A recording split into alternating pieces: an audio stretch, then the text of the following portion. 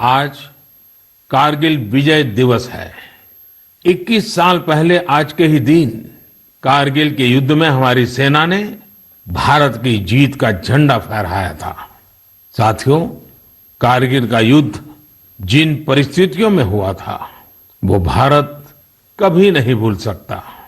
पाकिस्तान ने बड़े बड़े मंसूबे पालकर भारत की भूमि हथियाने और अपने यहां चल रहे आंतरिक कलह से ध्यान भटकाने को लेकर दुस्साहस किया था।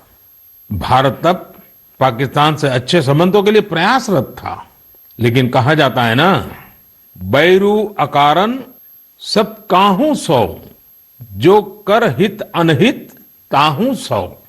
यानी दुष्ट का स्वभाव ही होता है हर किसी से बिना वजह दुश्मनी करना। ऐसे स्वभाव के लोग जो हित करता है उसका भी नुकसान ही सोचते हैं। इसलिए भारत की मित्रता के जवाब में पाकिस्तान द्वारा पीठ में छुरा घोंपने की कोशिश हुई थी, लेकिन उसके बाद भारत की वीर सेना ने जो पराक्रम दिखाया, भारत ने अपनी जो ताकत दिखाई, उसे पूरी दुनिया ने देखा। आप कल्पना कर सकते हैं, ऊंचे पहाड़ों पर बैठा हुआ दुश्मन और नीचे से लड़ रही हमारी सेनाएं, हमारे वीर जवान। लेकिन जीत पहाड़ की ऊंचाई की नहीं, भारत की सेनाओं के ऊंचे हौसले और सच्ची वीरता की हुई।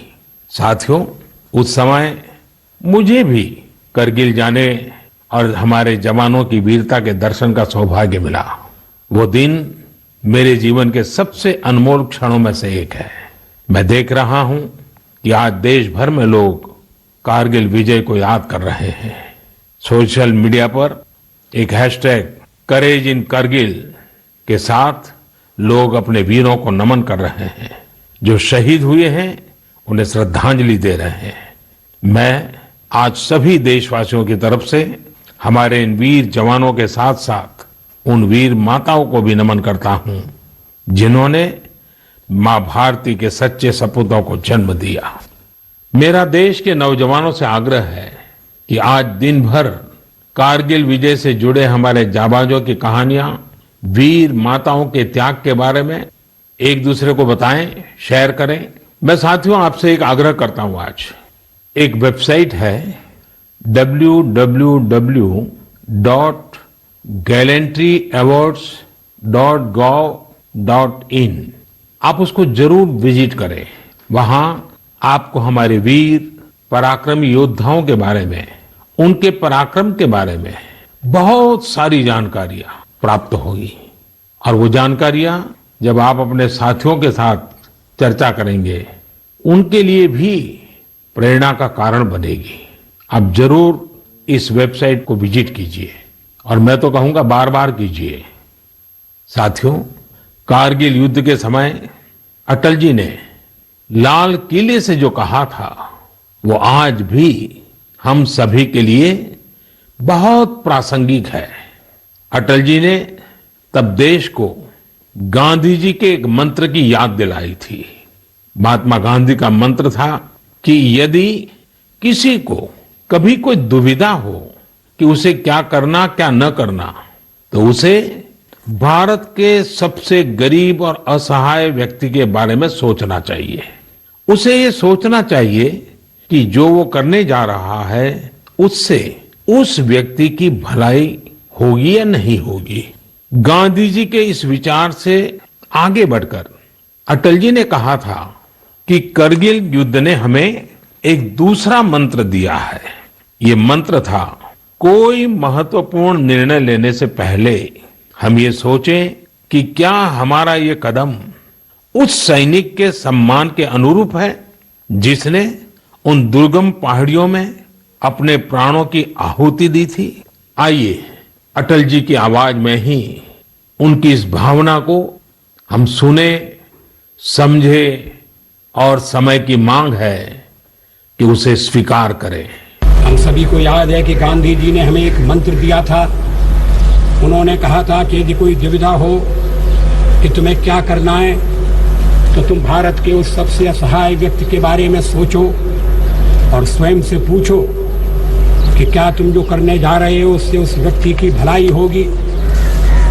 कारगिल ने हमें दूसरा मंत्र दिया है, कोई महत्वपूर्ण निर्णय लेने से पहले हम ये सोचें कि क्या हमारा ये कदम उस सैनिक के सम्मान के अनुरूप है जिसने उन दुर्गम पहाड़ियों में अपने प्राणों की आहुति दी थी। साथियों, युद्ध की परिस्थिति में हम जो बात कहते हैं, करते हैं, उसका सीमा पर डटे सैनिक के मनोबल पर, उसके परिवार के मनोबल पर बहुत गहरा असर पड़ता है। ये बात हमें कभी भूलनी नहीं चाहिए और इसलिए हमारा आचार, हमारा व्यवहार, हमारी वाणी, हमारे बयान, हमारी मर्यादा, हमारे लक्ष्य, सभी कसौटी में ये जरूर रहना चाहिए कि हम जो कर रहे हैं, कह रहे हैं, उससे सैनिकों का मनोबल बढ़े, उनका सम्मान बढ़े, राष्ट्र सर्वोपरि का मंत्र लिए एकता के सूत्र में बंधे देशवासी हमारे सैनिकों की ताकत को कई हजार गुना बढ़ा देते हैं। हमारे यहां तो कहा गया है ना, संगे शक्ति कलो युगे। कभी कभी हम इस बात को समझे बिना सोशल मीडिया पर ऐसी चीजों को बढ़ावा दे देते हैं जो हमारे देश का बहुत नुकसान करती है। कभी कभी जिज्ञासावत फॉरवर्ड करते रहते हैं, पता है गलत है लेकिन करते रहते हैं। आजकल युद्ध केवल सीमाओं पर ही नहीं लड़े जाते हैं, देश में भी कई मोर्चों पर एक साथ लड़ा जाता है और हर एक देशवासी को उसमें अपनी भूमिका तय करनी होती है। हमें भी अपनी भूमिका देश की सीमा पर दुर्गम परिस्थितियों में लड़ रहे सैनिकों को याद करते हुए तय करनी होगी। मेरे प्यारे देशवासियों, पिछले कुछ महीनों से पूरे देश ने एकजुट होकर जिस तरह कोरोना से मुकाबला किया है, उसने अनेक आशंकाओं को गलत साबित कर दिया है। आज हमारे देश में रिकवरी रेट अन्य देशों के मुकाबले बेहतर है। साथ ही हमारे देश में कोरोना से मृत्यु दर भी दुनिया के ज्यादातर देशों से काफी कम है। निश्चित रूप से एक भी व्यक्ति को खोना दुखद है, लेकिन भारत अपने लाखों देशवासियों का जीवन बचाने में सफल भी रहा है। लेकिन साथियों, कोरोना का खतरा टला नहीं है। कई स्थानों पर यह तेजी से फैल रहा है। हमें बहुत ही ज्यादा सतर्क रहने की जरूरत है। हमें ये ध्यान रखना है कि कोरोना अब भी उतना ही घातक है जितना शुरू में था। इसलिए हमें पूरी सावधानी बरतनी है।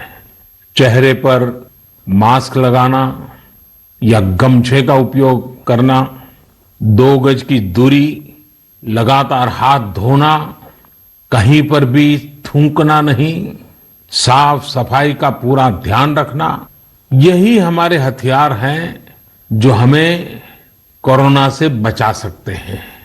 कभी कभी हमें मास्क से तकलीफ होती है और मन करता है कि चेहरे पर से मास्क हटा दें। बातचीत करना शुरू करते हैं, जब मास्क की जरूरत होती है ज्यादा, उसी समय मास्क हटा देते हैं। ऐसे समय मैं आपसे आग्रह करूंगा, जब भी आपको मास्क के कारण परेशानी फील होती हो, मन करता हो उतार देना है, तो पल भर के लिए उन डॉक्टर्स का स्मरण कीजिए, उन नर्सों का स्मरण कीजिए, हमारे उन कोरोना वॉरियर्स का स्मरण कीजिए। आप देखिए, वो मास्क पहन करके घंटों तक लगातार हम सबके जीवन को बचाने के लिए जुटे रहते हैं। 8-8, 10-10 घंटे तक मास्क पहने रखते हैं। क्या उनको तकलीफ नहीं होती होगी? थोड़ा सा उनका स्मरण कीजिए, आपको भी लगेगा कि हमें एक नागरिक के नाते इसमें जरा भी कोताही न बरतनी है, न किसी को बरतने देनी है। एक तरफ हमें कोरोना के खिलाफ लड़ाई को पूरी सजगता और सतर्कता के साथ लड़ना है, तो दूसरी ओर कठोर मेहनत से व्यवसाय, नौकरी, पढ़ाई, जो भी कर्तव्य हम निभाते हैं उसमें गति लानी है, उसको भी नई ऊंचाई पर ले जाना है। साथियों, कोरोना काल में तो हमारे ग्रामीण क्षेत्रों ने पूरे देश को दिशा दिखाई है। गांवों से स्थानीय नागरिकों के, ग्राम पंचायतों के अनेक अच्छे प्रयास लगातार सामने आ रहे हैं। जम्मू में एक गांव त्रेवा ग्राम पंचायत है। वहां की सरपंच हैं बलबीर कौर जी। मुझे बताया गया कि बलबीर कौर जी ने अपनी पंचायत में 30 बेड का एक क्वारंटाइन सेंटर बनवाया। पंचायत आने वाले रास्तों पर पानी की व्यवस्था की, लोगों को हाथ धोने में कोई दिक्कत ना हो इसका इंतजाम करवाया। इतना ही नहीं, ये बलबीर कौर जी खुद अपने कंधे पर स्प्रे पंप टांग कर वॉलंटियर्स के साथ मिलकर पूरी पंचायत में, आसपास के क्षेत्र में सैनिटाइजेशन का काम भी करती है। ऐसी ही एक और कश्मीरी महिला सरपंच है गांदरबल के चौंटलीवार की जैतूना बेगम। जैतूना बेगम जी ने तय किया कि उनकी पंचायत कोरोना के खिलाफ जंग लड़ेगी और कमाई के लिए अवसर भी पैदा करेगी। उन्होंने पूरे इलाके में फ्री मास्क बांटे, फ्री राशन बांटा। साथ ही उन्होंने लोगों को फसलों के बीज और सेब के पौधे भी दिए ताकि लोगों को खेती में, बागवानी में दिक्कत ना आए। साथियों, कश्मीर से एक और प्रेरक घटना है। यहां अनंतनाग में म्युनिसिपल प्रेसिडेंट है श्रीमान मोहम्मद इकबाल। उन्हें अपने इलाके में सैनिटाइजेशन के लिए स्प्रेयर की जरूरत थी। उन्होंने जानकारी जुटाई तो पता चला कि मशीन दूसरे शहर से लानी पड़ेगी और कीमत भी होगी 6 लाख रुपए। तो श्रीमान इकबाल जी ने खुद ही प्रयास करके अपने आप स्प्रेयर मशीन बना ली और वो भी केवल 50,000 रुपये में। ऐसे कितने ही और उदाहरण हैं। पूरे देश में कोने कोने में ऐसी कई प्रेरक घटनाएं रोज सामने आती हैं। ये सभी अभिनंदन के अधिकारी हैं। चुनौती आई लेकिन लोगों ने उतनी ही ताकत से उसका सामना भी किया।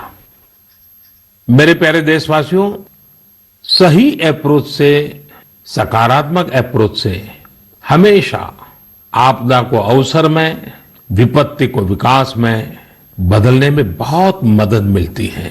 अभी हम कोरोना के समय भी देख रहे हैं कि कैसे हमारे देश के युवाओं, महिलाओं ने अपने टैलेंट और स्किल के दम पर कुछ नए प्रयोग शुरू किए हैं। बिहार में कई वुमेन सेल्फ हेल्प ग्रुप्स ने मधुबनी पेंटिंग वाले मास्क बनाना शुरू किया है और देखते ही देखते ये खूब पॉपुलर हो गए। ये मधुबनी मास्क एक तरह से अपनी परंपरा का प्रचार तो करते ही हैं, लोगों को स्वास्थ्य के साथ रोजगारी भी दे रहे हैं। नमस्कार, मैं हूं मानक गुप्ता। अगर आपको हमारा ये वीडियो पसंद आया हो तो इसे लाइक और शेयर जरूर करें और हाँ, हमें सब्सक्राइब और फॉलो करना ना भूलें ताकि आप देश और दुनिया की कोई खबर मिस ना करें। तो जुड़े रहिए हमारे साथ और देखते रहिए न्यूज़ 24।